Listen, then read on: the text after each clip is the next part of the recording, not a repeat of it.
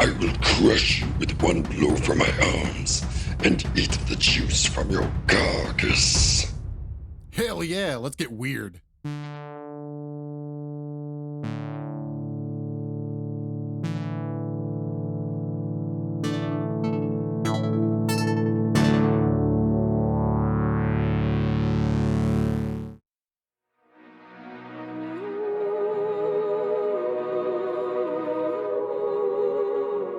Welcome to Bivdub Game Stuff. We should kick off the show with a classic, but I've never been much of a should guy. So instead we're going to be talking about Entomorph, Plague of the Darkfall, a 1995 action RPG made by Cyberlore and published by Strategic Simulations Incorporated. I think SSI is mostly remembered for their pioneering work in strategy games nowadays, but for me growing up they were always the folks that made Dungeons & Dragons RPGs. I'm pretty sure they were actually my first exposure to D&D, since I technically wasn't allowed to play the pen and paper D&D until I was well into high school due to some residual satanic panic around my household. The two were so synonymous to me that I thought Entomorph was a D&D game for 20-something years. But it was actually the last RPG SSI ever published, and was part of an attempt to salvage their RPG wing after they lost the D&D license. But we can get into that later. Let's get this bug hunt on the road.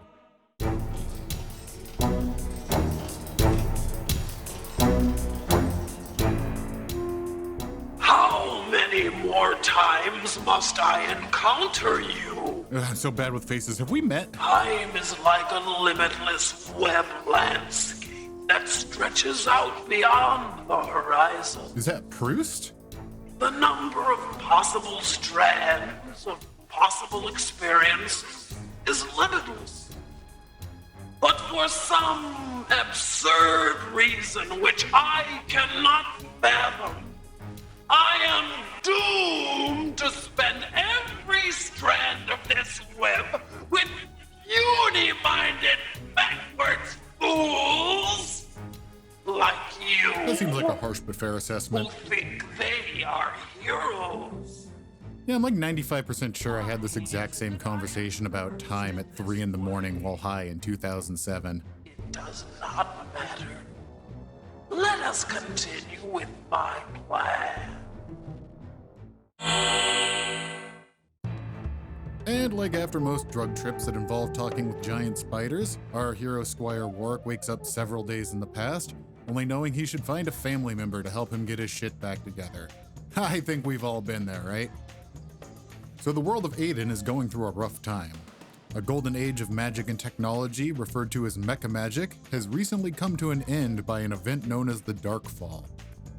Our first sign of this apocalypse is these dead boys, and normally zombies being the first enemy in a game is not very inspiring, but there are only like 5 in the whole game. One of them drops the first of many horrible offensive spells we'll get throughout the game. We'll discuss the magic system later, but cast any of them at your own peril. And we go to visit with our aunt and uncle, who let us know that Tutorial Island here is doomed, and that we should flee as soon as possible. Hey buddy, I may be evil, but I'm not about to die to a giant mosquito.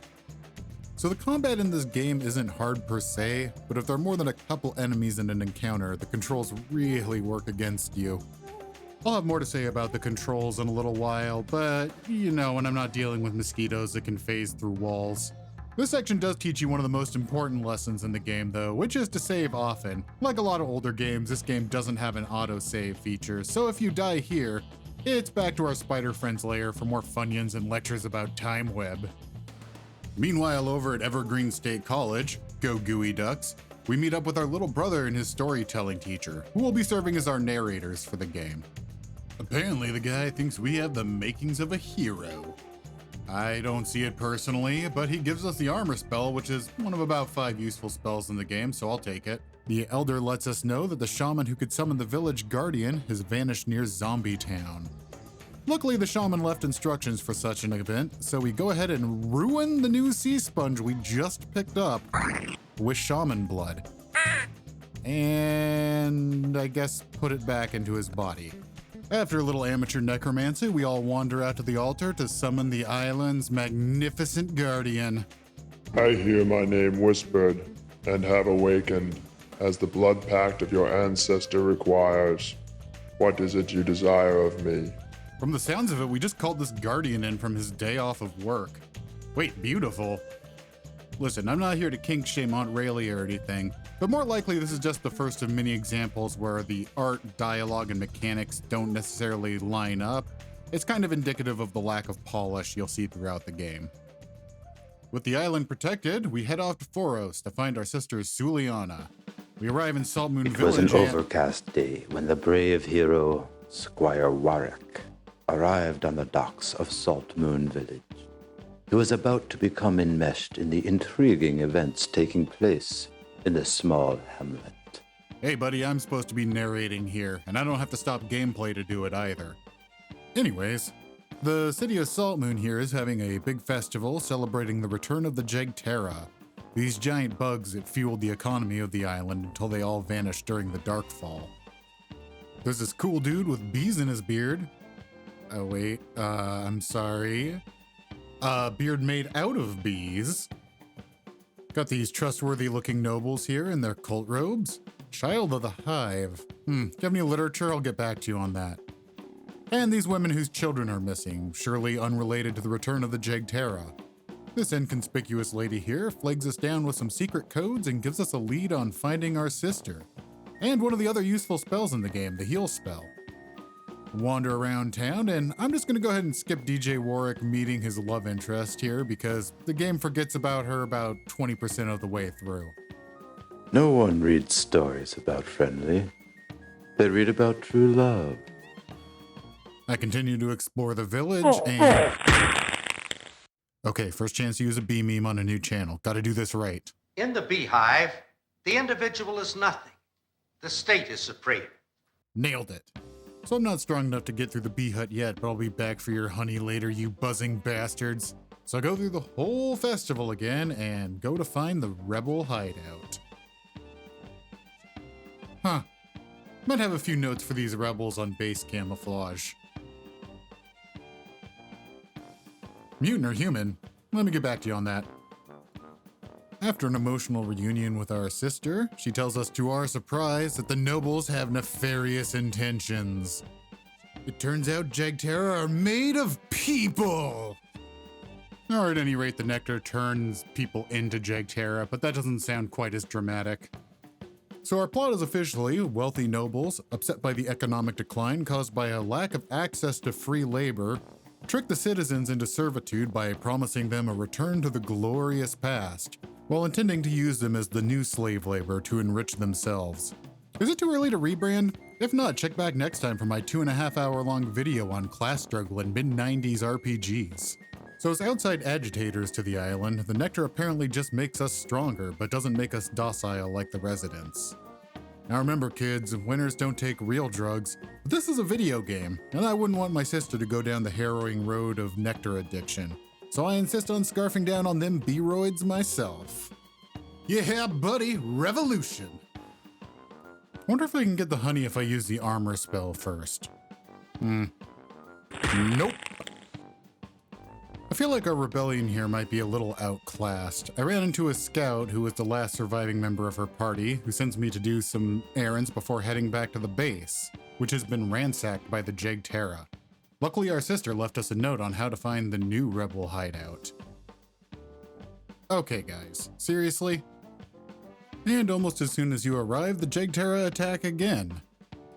Fortunately, this base has a cool fire trap installed in the floors, which kind of makes me think it should have been the primary hideout. If we eat these roast Jegterra, does that technically count as cannibalism? So the rebels have us check on the sole survivor of yet another scouting party, who tells us about a cool cave with robots nearby. Curiosity would propel him to return to these halls later in his quest. How do you know he'll go back? I do not like unfinished elements in my stories. Well, I got some bad news for you then. Oh, and that scout we were checking on? He dies. Hey, big surprise! In the 5 minutes it took to check on that guy, the rebels' super secret hideout got found out again. Oh yeah, they'll never notice this new base on top of a hill just outside of town. I think it's about time for me to cut things off with these rebels and figure stuff out on my own. which will actually be really easy to do, because all of the rebels are already dead. In the bleak underground cemetery, the one word which had been recently carved on the stone grave now carved itself into the heart of Squire Warwick. Suliana. Suliana, dead? It was inevitable. You are a cruel man. This guy should be a grief counselor. I can be, if the story demands it. Yeah, I've had a couple professors like this. Grieve later. The story now continues. Are we sure the aunt and uncle properly vetted this dude? Oh hey, I guess there is at least one rebel left. And now they're dead. Historians of the future will note the brave deeds and the tragic ending of the few Farovians who dared to stand up and fight for their country.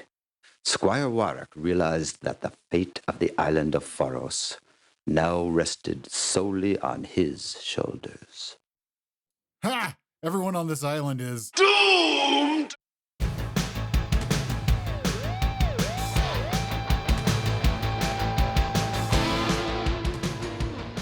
now we are the rebellion, and Squizzle War Dog here is on a rampage.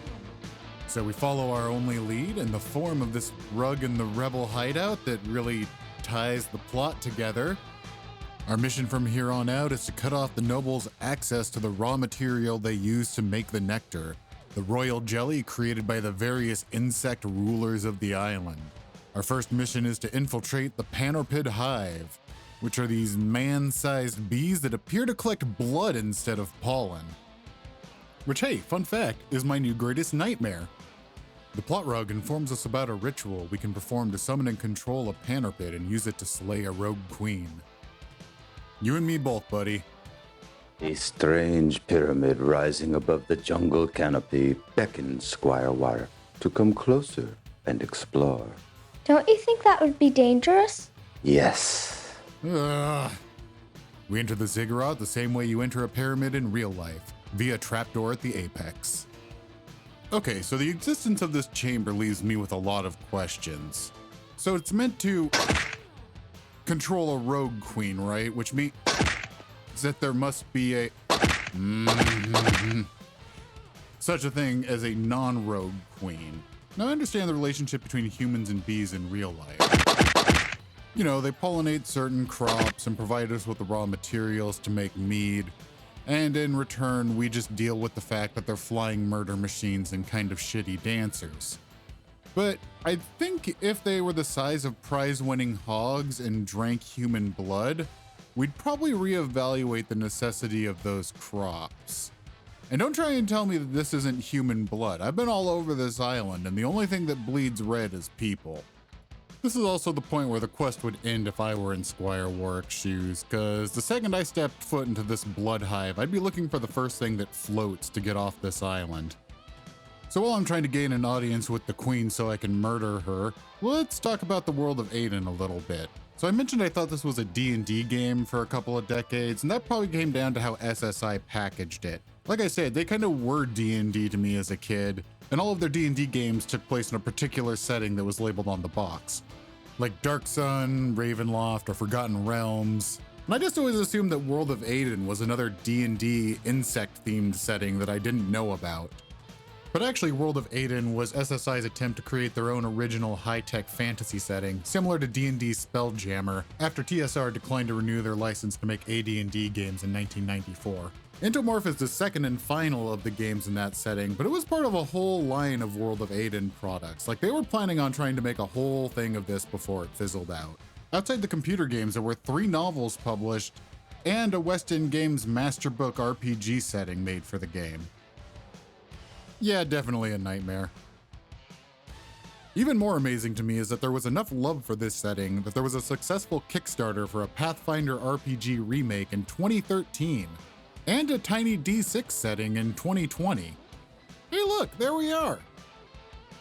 Getting back to the game, I give the Panorpid here a hard time, but it is one of my favorite sections of the game. There's some decent puzzles and it's definitely memorable. Oh ho, what have we got here? A renegade, a miscreant. Why do you resist the joy, the peace of the hive mind? but you shall be one with us yet.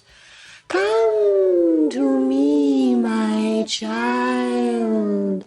Come. Well, I don't have anything against the Queen personally, but I used to teach counterpoint, and as such, I took an oath to destroy anything that talks exclusively in parallel motion. All right, now what you all came for. Pro tips for a 25-year-old game nobody remembers. Okay, so once the encounter starts, promptly ignore the Queen and spit or headbutt the guards in the previous room to death. Next, go into the Queen's chamber and die a couple times. All of the bosses in this game are kind of bullet hell sections, minus any sense of rhythm to the attacks. You know, the thing that make bullet hell sections work in games. So in lieu of a coherent strategy, just stay back on the other side of the room and spit acid at her until she explodes, the same way that you kill the Queen Bee in Super Mario Galaxy. So after spitting a few pints of acid in her face, we finally slay the Rogue Queen. Do you know what you have done? Absolutely not. You have killed me. You have ruined the hive. The patient work of 100,000. What? Undone in one selfish moment. How it stings! Wait, how did they sustain a population of 100,000 if they drink blood on an island? So the altar teleports us up here, and let's poke around a bit, and hey, what have we got here? Well, I don't know how you turn blood into honey or jelly or whatever, but I didn't get where I am today by not eating the secretions of my enemies. Man, why does media always have to sexualize half-bugmen by showing them without their shirts on? Squire Warwick felt oddly calm upon ingesting the strange substance. But then, his blood rose up against his body, his bones began to shift, and his skin cracked open to reveal a hideous mutation. Classic metamorphamphetamine abuse. A bitter stinging sensation flooded his throat, and he felt 10 times stronger than before. I can't bear to watch. Such tragic drama is the fate of heroes. Oh yeah, I remember now. Turning into a giant bug comes right after crossing the threshold in the hero's journey. Okay, now that Gregor Warwick has begun his transformation into a giant vermin, let's talk about the controls. Oh good, I found where they kept the younglings. I waited until now because they suddenly changed to accommodate our newly found ability to spit acid. So let's see if I can appropriately describe the awkwardness while running from these panarpid babies. Up until now, when you pressed up, you went up. When you pressed down, you went down. Very novel, very intuitive. But the spit requires you to charge it by holding down space, and the game wants you to be able to charge it and fire while still retreating. So if you immediately change to the opposite direction, you'll moonwalk so you can fire while retreating. Pretty cool, right? So what if you want to turn around and attack someone behind you? Well, in that case, you need to press the new direction you want to go, then press back in the original direction and do like a fighting game half circle roll to change directions. Hey, plus side here though is this is the first time an offensive spell has actually been useful in the game. So if it looks like I'm moving around like an old drunk now, it's because the change takes some getting used to, and if I'm being honest, never stops feeling awkward. I'm going to call it thematically relevant to transforming into an insect, because that sounds a lot nicer than calling it super fucking janky. Believe it or not though, this is still less awkward than using the mouse to move. Alright, I gotta be strong enough to get that honey now. God damn it. From here on out, the game is a pretty straight shot with a couple of side areas, but the game is also kind of terrible about telling you where to go. Granted, there are only so many caves to dive in and the map isn't that big, but in the spirit of full disclosure, this is where I started referring to the walkthrough that came with the game. I know it comes with the GOG copy, but I have a vague recollection of it also being included in the box copy for the game, for a reason that I'll get into when we get to the final palace. So let's just pop into this temple here and go talk with Zordana, the Mutrizba Queen, and get an egg planted in our neck. Welcome to my shrine. It is such an honor to have you as a visitor. Shrine! This is not shrine! It is a banquet room, and I shall suck you dry of blood for my first course! Yes, this is important to the plot, even if it'll never make any sense. So this level isn't the most interesting, and this thing is already going to go on long enough, so let's just go ahead and kill this pain in the ass mosquito and be on our way. I'm starting to think they might be producing adrenochrome, because it's clearly made from human blood, and I'm no entomorphologist, but I don't think mosquitoes can make honey at all. Looking good, Brundle Mantis. Squire Warwick nervously ingested the powerful substance. Once again, his blood boiled. He screamed in agony as his bones split apart into fragments and reformed into hideous new shapes. More of his flesh was replaced by hard shell, and again his might increased tenfold. Okay, I'm officially calling it. This dude is getting off on this.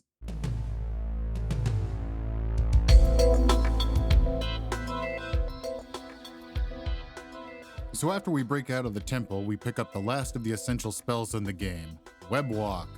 Squire Warwick made an important find. A spell allowing passage into areas trapped within massive webs. Super exciting. Okay, let's briefly talk about the magic system because that's all it deserves. It looks like there are a lot of options with over a dozen offensive spells and the ability to power them up to different levels. But every offensive spell is just a different variety of a projectile with a different amount of AoE attached to it. Mana doesn't regenerate passively either, so it's better to save it for defensive and healing spells. And oh yeah, the spells also make you vulnerable while casting, so they're hard to use in combat.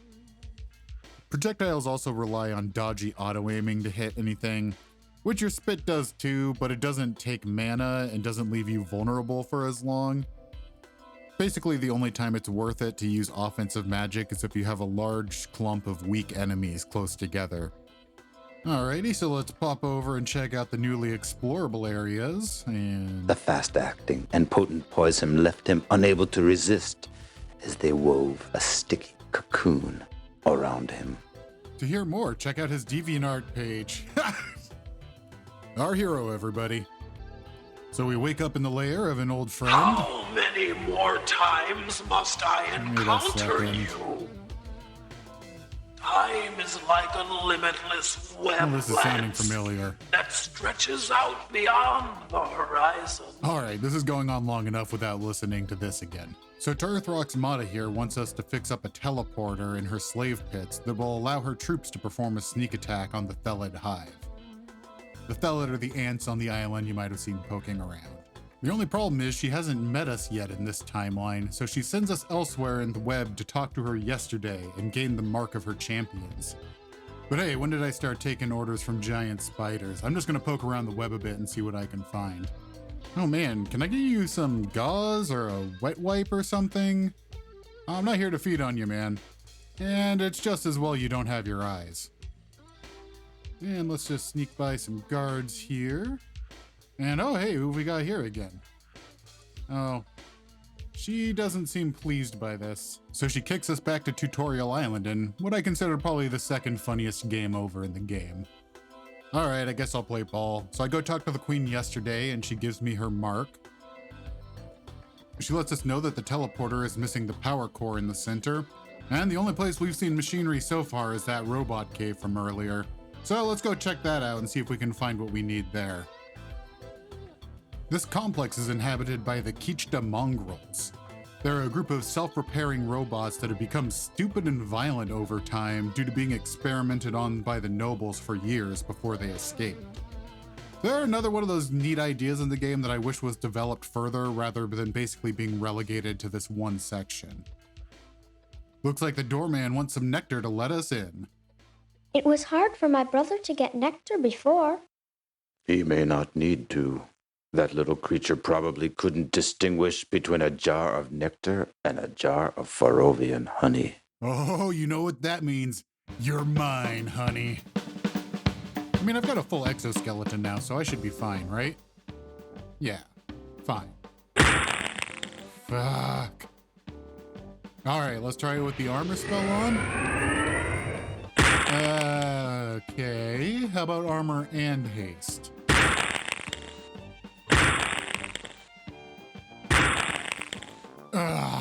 Fuck it, take the nectar. So thankfully this isn't a game-breaking bug since I didn't drink all the nectar as soon as I got it. But these potentially game-blocking bugs were the kind that marred a lot of SSI-published RPGs in the mid-90s. I think I read somewhere that it might be related to the GOG copy or a bug in normal difficulty specifically, but I guess this is what I get for talking all that shit about bees earlier.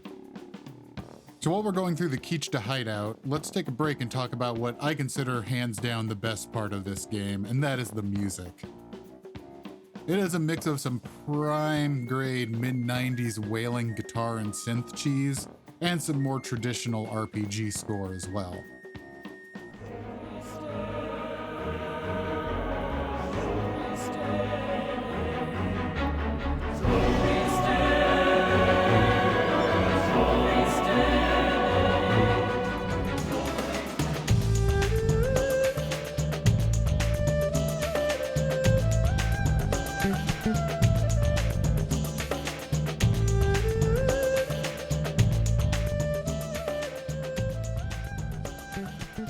It's a nice touch that a lot of the overworld guitar-based tracks share a theme between them as well.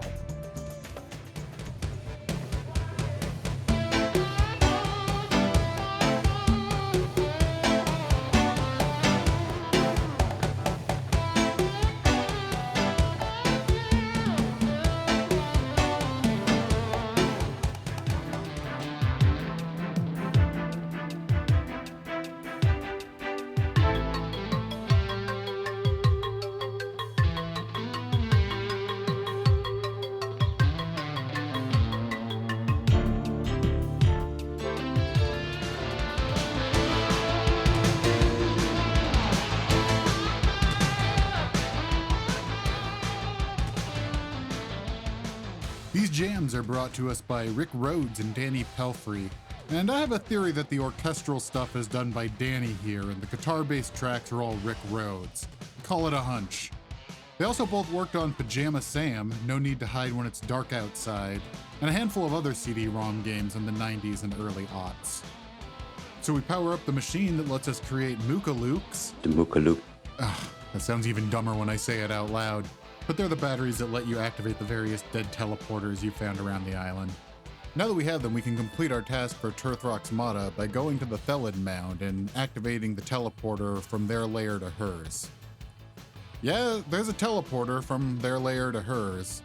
So we climb back out the anthill and meet up with Turthrox in the middle of her web.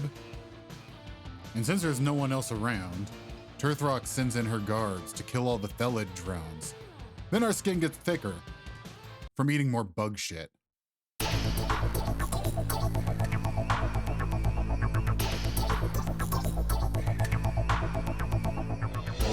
Homestretch people, stay with me. Oh, I guess these things got red blood after all, so the giant murder bees are to keep the giant murder ants under control.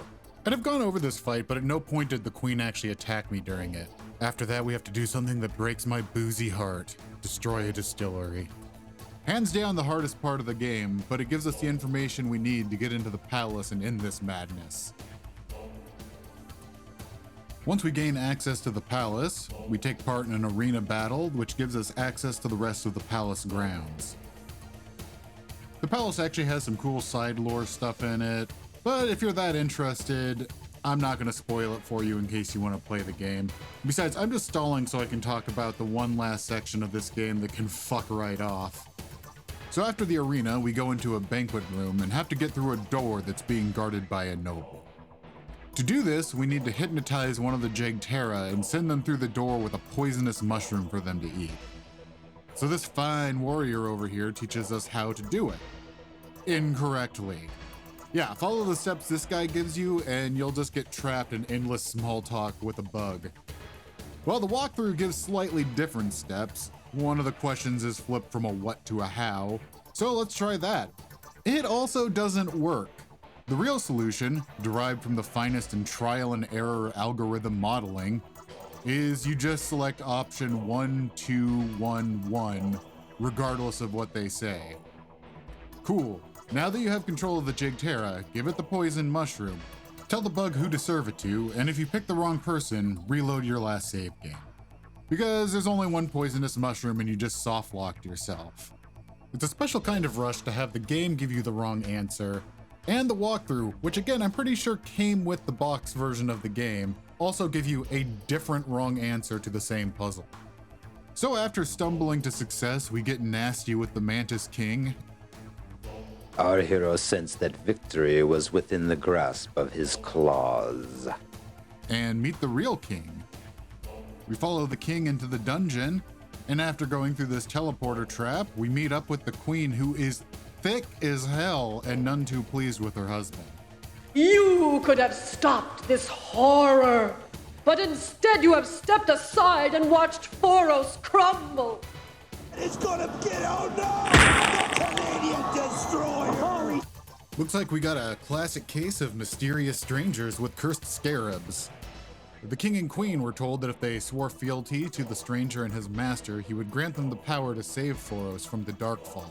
But the queen thought she could sneak the power without paying the price. A rookie mistake that caused her to go full Tetsuo and start producing royal jelly. Gross. So we do have options here. We can either kill the queen or pry the cursed artifact from her. And I suppose I already have enough bug juice on my claws, so let's take the less violent option for a change.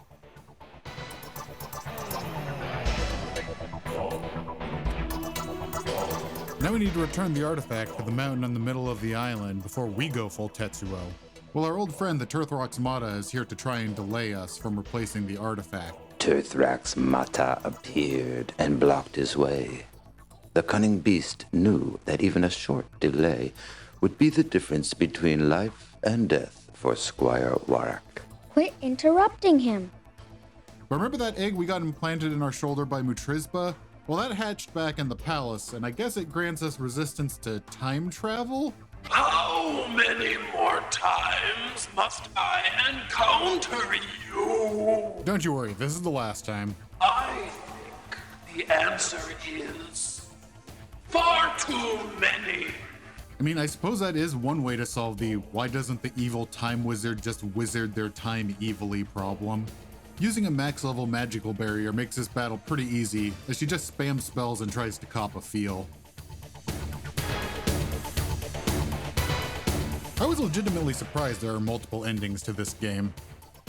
If you can't resist the sweet stuff, you complete your metamorphosis and run off into the wilderness. After many great triumphs, Squire Warwick's quest came to a tragic end. What little had remained of his humanity evaporated as he swallowed that final dose of the strange substance. I don't know, sounds pretty rad to me. The best ending shall now be presented without commentary. Time ran out on Squire Warwick. The scarab had worked its way into his heart, where it triggered a massive upheaval of his flesh. Horrified, he watched himself become the hideous abomination he had so recently encountered underneath the king's palace. I feel like I could make a solid Cronenberg joke here, but I'm just gonna say I'm glad Squire Warwick finally got a chance to take part of the shunting.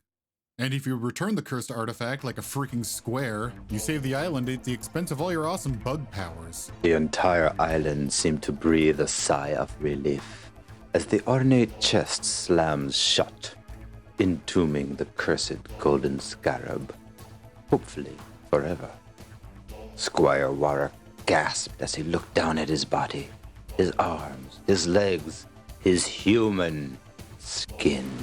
Well, way to get one more being a creep in there, narrator. And based on the music, I assume Squire Warwick wins a gold medal in the cross-country skiing and acid-spitting biathlon. With all the residents and his sister dead, and the entire island's ecosystem destroyed, Squire Warwick leaves the island in the hands of the person who destroyed it in the first place, and sails off into the sunset victoriously, hopefully to go save his little brother from that voyeuristic weirdo he hangs out with. So did we learn anything? Novel settings can cover some shortcomings. You replace all the bugs in this game with bog standard orcs and zombies, and I guarantee I wouldn't have remembered it all these years later. That being said, the lack of polish on this game definitely leaves it as more of an oddity than a classic. Don't trust authority. Don't follow my example, kids. If you have the opportunity to overthrow your monarch, absolutely take it. If folks in authority are promising to return you to a golden age and are fuzzy on the details, chances are it's for their gain at your expense. And finally, sometimes you gotta let the honey go. Thanks for watching, everybody. We'll be back next time with something more normal. If you had a good time and want to hear more rambling nonsense in the future, please to hit the YouTube stuffs.